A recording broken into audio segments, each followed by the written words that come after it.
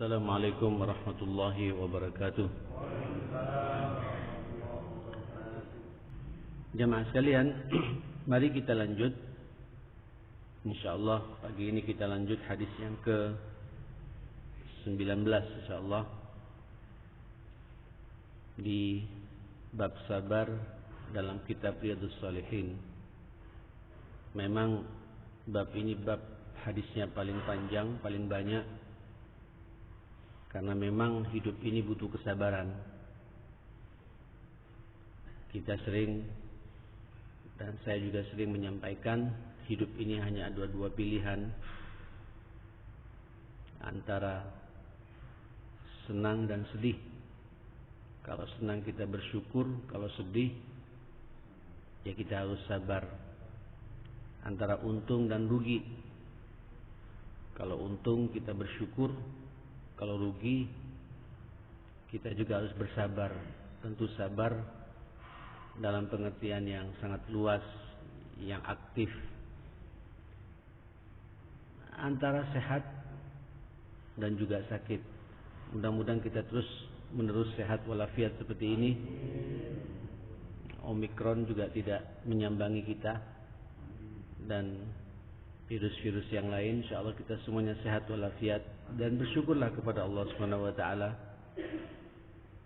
Tadi saya juga menyampaikan doanya Nabi, Allahumma inni asbahtu minka fi ni'matin wa afiyatin wa sitr.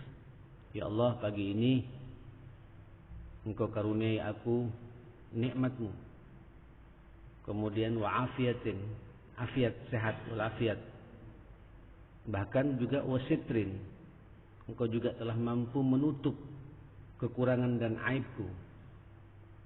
Saya pikir tidak ada di antara kita yang tidak punya masalah, aib, dan ditutup oleh Allah Subhanahu wa taala. Fa atimma alayya ni'mataka wa afiyataka wa sitraka fid dunya wal akhirah. Luar biasa doa ini.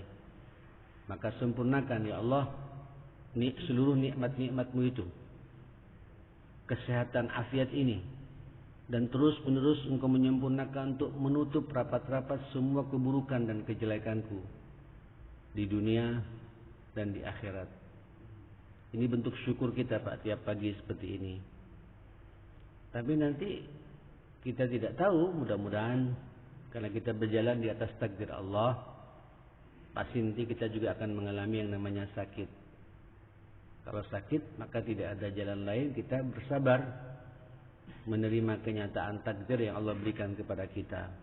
Yang penting kita tidak membenturkan diri dengan yang namanya penyakit. Saya juga berharap ini maskernya dipakai lagi Pak ya. Al-Falah kemarin sudah merenggangkan lagi sedikit ya, karena katanya Omikron ini di bulan ini lagi nyebar-nyebarnya jamaah sekalian. Tapi insya Allah tidak perlu kita terlalu khawatir, karena toh hampir semua teman-teman dokter yang saya ajak bicara, saya ajak diskusi, yang menanyakan insya Allah ya virus penyebarannya pun juga memang lebih dahsyat daripada varian kemarin, cuma tidak kefatalannya Pak tidak terlalu ganas menimpa kepada kita. Insya Allah andai kata ada di antara kita dikaruniai oleh Allah musibah ini, ayo tahu diri, jangan ke masjid ya. Pokoknya kalau sampai merasa flu Pak, jangan ke masjid. Merasa tidak enak badan, jangan ke masjid. Insya Allah itu bagian dari sunnah Nabi Sallallahu Alaihi Wasallam ya. Kemudian berobat, minum jeruk lemonnya Pak ya, makan yang banyak, istirahat, berjemur ya. Kemudian berdoa pada Allah Subhanahu wa taala. Insyaallah semua itu akan menghapus dosa-dosa kita jemaah sekalian. Ma asaba lil mu'min, saya mengulangi lagi hadis nomor berapa itu, nomor 4-nya ya. Pada bab ini, ma asaba lil mu'min min wasabin wa nasabin wa hammin wa ghammin wa huznin wa adha hatta syauka yushakuha illa kaffarallahu lahu min khatayahu, wa fi riwayah hatta yalqa Allah ma alaihi khati'ah, atau kama qala sallallahu alaihi wasallam. Tidaklah menimpa bagi seorang mukmin musibah apa? Musibah yang namanya capeknya hidup, sakit, kegundahan, kegelisahan, kegalauan, kesedihan, gangguan, sampai juga duri yang akan menusuk tangan dan kaki seorang mukmin. Itu cara Allah untuk menghapus semua dosa-dosa kita. Sampai nanti sampean berjumpa dengan Allah ketika meninggal dunia, tidak ada satu dosa pun kita bawa nanti. Insya Allah semua dosa kita akan diampuni kalau kita sabar menghadapi semua itu. Nah saudara, izinkan saya menyampaikan hadis berikutnya. Wa an Anas radhiyallahu anhu qala.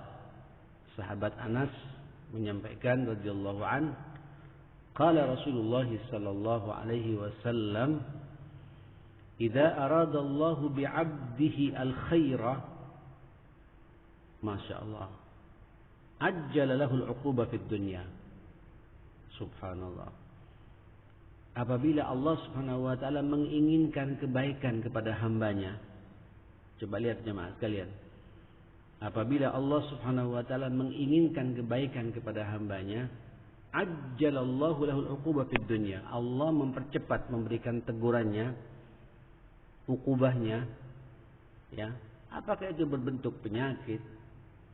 Apakah itu berbentuk, mohon maaf, mudah-mudahan tidak terjadi kecelakaan, alam yang kurang bersahabat, bisnis yang bermasalah, ya, dan ujian-ujian yang lain itu disegerakan oleh Allah Subhanahu wa taala menimpa kepada kita.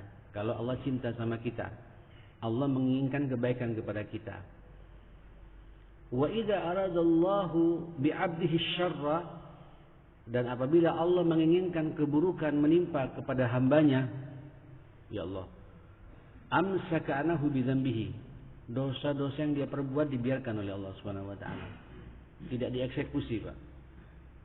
Dia tiap malam lihat YouTube, film-film enggak karuan. Ya, suka berbohong, suka menggunjing orang, ya.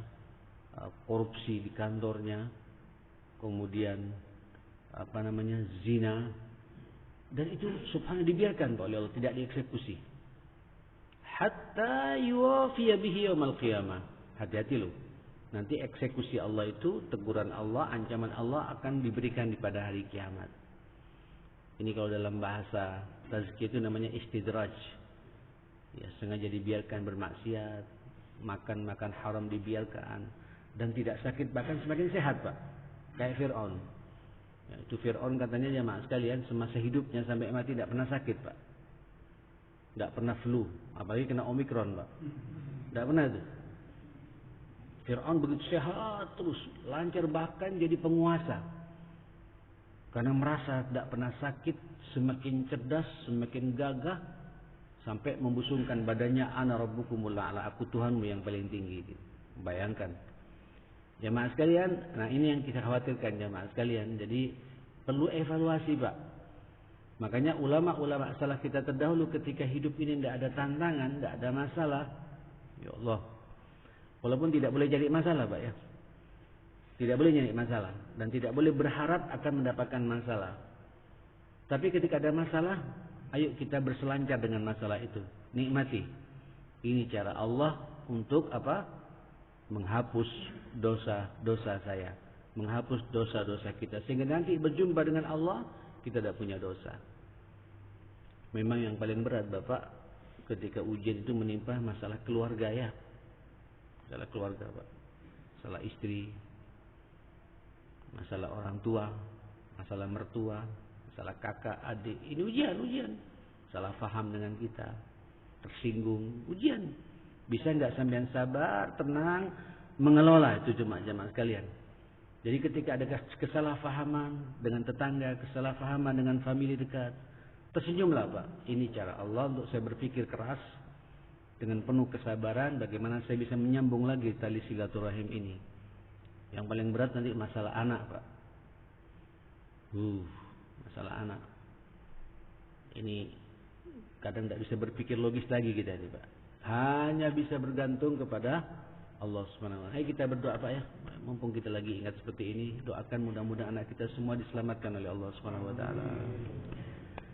Allahu akbar. Anak ini karunia dari Allah Subhanahu wa taala. Anak ini amanah dari Allah Subhanahu wa taala. Anak ini satu sisi nikmat, tapi di sisi yang lain ujian terberat bagi kita. Terlalu banyak ayat-ayat Allah berbicara seperti itu kepada kita. Tapi kita tidak boleh putus asa. Allah ketika ngasih ujian anak, ujian mantu, ujian cucu, Pak. Ujian orang tua ke atas, ujian mertua yang salah paham dengan kita. Hadapi. Dan tidak perlu sampai cerita sama orang, tutup rapat-rapat, keluarkan semua masalah kepada Allah Subhanahu wa taala. Allah ketika nanti ngasih masalah sama kita seperti itu, Allah faham betul kita sanggup memikulnya, Pak. Kalau tidak sanggup, Allah zalim kepada kita. La yukallifullahu nafsan illa wus'aha. Itu bahasa Allah cukup jelas bagi kita. Hadapi jemaah sekalian. Terutama masalah anak sakit, anak kecelakaan, dalam tanda petik anak ada penyimpangan akhlak. Hadapi, Pak. Allah menitip kepada kita, Allah faham betul kita sanggup menghadapi semua itu. Dan tidak perlu cerita pada siapapun pula, tangisi saja Allah Subhanahu wa taala. Minta kepada Allah mudah-mudahan mereka dalam hidayah Allah Subhanahu wa taala, dalam ridhanya Allah Subhanahu wa taala, dalam inayah Allah Subhanahu wa taala. Mudah-mudahan semua anak cucu kita menjadi qurratu ain dalam kehidupan kita atas izin Allah Subhanahu wa taala. Nah, jemaah sekalian, yang repot anaknya narkoba. Anaknya berani pada kita, tapi kita juga merasa enteng, tidak merasa beban. Narkoba, ya nanti kita polisinya kasih duit keluar lagi. Ini adalah bentuk-bentuk ketidaksabaran jemaah sekalian. Hati-hati Bapak, hati-hati. Hadapi semua itu. Kembalikan semua kepada Allah Subhanahu wa taala. Justru ketika ada masalah seperti itu, tegar kita, Pak. Dan tidak perlu cerita sana cerita sini. Tutup rapat-rapat. Masalah kita di kantor, masalah apa saja jemaah sekalian. Kita punya Allah yang akan menyelesaikan semua masalah kita. Kemudian Nabi mengatakan, wa qala Nabi inna idzamil jaza ma'idzamil bala. Tolong ya, kata Nabi, sesungguhnya besarnya pahala nanti akan Allah berikan kepada kita itu berbanding lurus dengan besarnya ujian juga. Saya ulangi lagi. Inna idzamil jaza, sesungguhnya besarnya pahala, besarnya ganjaran yang akan Allah siapkan buat kita itu berbanding lurus dengan besarnya ujian yang Allah berikan kepada kita. Wa innallaha idza ahabba qauman ibtalahum. Dan sesungguhnya Allah Subhanahu wa taala ketika sudah mencintai hambanya, mencintai satu kaum, Allah ngasih ujian pada kaum itu. Faman radiya falahur ridha. Kalau dia ridha, dia akan mendapatkan ridhanya Allah Subhanahu wa taala. Ridha, Pak, menerima semua kenyataan yang pahit-pahit dalam hidup ini, dan dia mengucapkan raditu billahi rabba. Aku ridha dengan ketentuan Allah ini. Allah yang mengatur kehidupan saya, Allah yang kemudian mengatur takdir saya, Allah yang menakar rezeki saya, mengambil rezeki saya. Ridha betul jemaah sekalian. Ya, faman radiya, barang siapa ridha dengan ketentuan Allah, dia akan mendapatkan ridhanya Allah Subhanahu wa taala. Tapi na'udzubillah, wa man sakhita falahu sukht. Kalau orang itu menggelepar, ya, marah-marah, ngamuan, ya, tidak siap menerima ketentuan ini, maka siap-siap orang itu akan mendapatkan murkanya Allah juga jemaah sekalian. Jadi capek, Pak.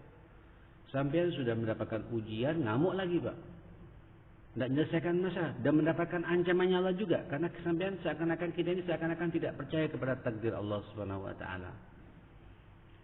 Mohon maaf, ini saya enak Pak berbicara, enak saya menggambarkan.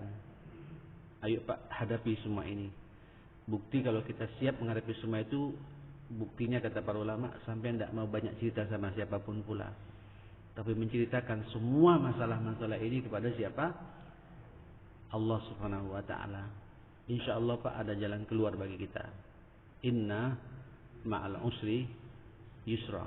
Diulangi lagi oleh Allah, wa inna ma'al usri yusra. Sesungguhnya bersama kesulitan itu pasti nanti ada apa? Kemudian tidak selamanya Pak sulit, terus tidak Pak, tidak selamanya. Dan kalau dihitung-hitung dengan nikmat yang Allah berikan kepada kita, sepertinya lebih banyak nikmatnya Pak daripada masalah yang kita hadapi. Memang manusia ini khuliqal insanu halu'a wa idza massahu syarru jazua. Manusia ini memang diciptakan memang suka berkeluh kesah jemaah sekalian. Ya, menggelepat, suka tidak siap menerima kenyataan jemaah sekalian. Monggo jemaah sekalian, saudara kita sedang membahas masalah bab kesabaran. Kesimpulan dari hadis ini, Allah kalau menginginkan kebaikan kepada kita, setiap kita punya masalah langsung dieksekusi oleh Allah Subhanahu wa taala. Setiap kita ada dosa, ada kesalahan, ajjalallahu uquba fid dunya, di dunia Pak langsung diselesaikan oleh Allah. Jadi begini, setiap ada problem tolong tanyakan pada diri kita jemaah sekalian. Pasti ada dosa yang kita perbuat. Ada kesalahan, ada maksiat yang kita nikmati dan kita lupa untuk istighfar dan bertobat kepada Allah. Langsung ditegur oleh Allah di dunia, tidak di akhirat lagi jemaah sekalian. Saudara, kita berdoa pada Allah Subhanahu wa taala, mudah-mudahan Allah karuniakan kesabaran dalam hidup ini. Sabar menjalankan semua perintah-perintah Allah Subhanahu wa taala. Sabar ya menjauhi semua larangan-larangan Allah Subhanahu wa taala. Sabar pula menerima kenyataan-kenyataan pahit akan takdir Allah akan menimpa kepada kita semua. Dan yakinlah Pak, takdir Allah tidak baik itu cara Allah sedang mencintai kita. Allah sedang ingin memberikan kebaikan kepada kita. Allah ingin semua dosa-dosa kita ini akan terhapus dan kita masuk surga insyaallah, tidak ada satu dosa pun yang kita pertanggungjawabkan di hadapan Allah Subhanahu wa taala. Subhanakallahumma wa bihamdika asyhadu an la ilaha illa anta astaghfiruka wa atubu ilaik. Saya mohon maaf semuanya. Assalamualaikum warahmatullahi wabarakatuh.